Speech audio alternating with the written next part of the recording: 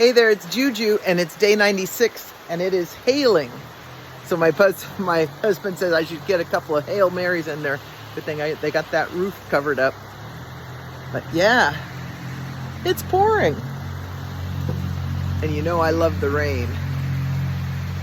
So today I decided to talk about friendship because I'm reading this book called The Let Them Theory.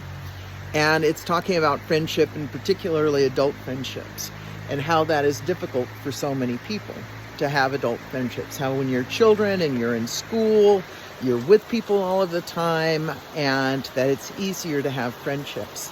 Well, this is, a lot of things in this book ring true, but this has not been my experience at all, because I am truly blessed with so many friends. Over the years, I have, my best friend and I have been friends for more than 50 years. I have several friends that are, 40 years that we've known each other over various things. I have friends of different ages. My friends Antonio and Joaquin, who I talk to every day almost, are in their 30s. And I have my friend Kirsten, who's going to turn 85 in November. And a lot of variants, people my age, older, younger. I have people, good friends of both sexes. I have a lot of good male friends and lots of female friends.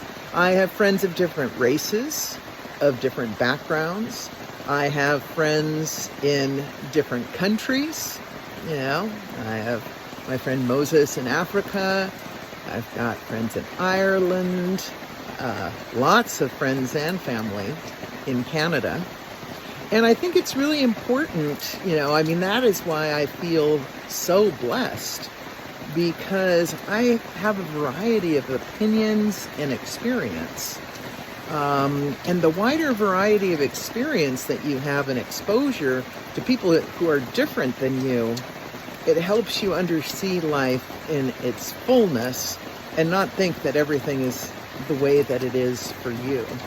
So it was fun to reflect on that friendship, and then just a few tips, because I am very good at maintaining friendships.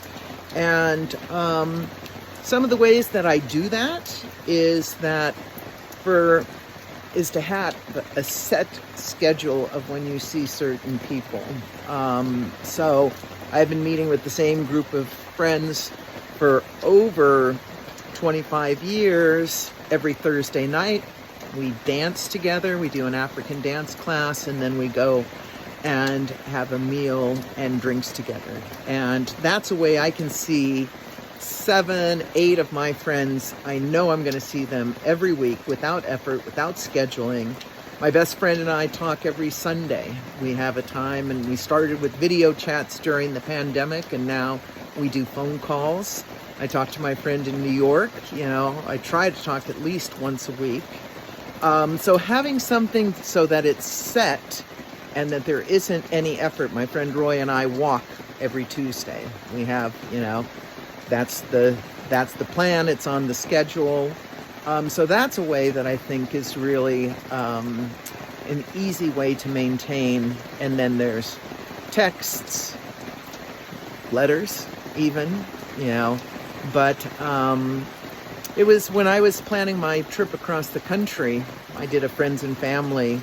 And I have friends in so many states that I just laid out a map and, was able to stay with people. And that was so beautiful to experience this country. This was before the election.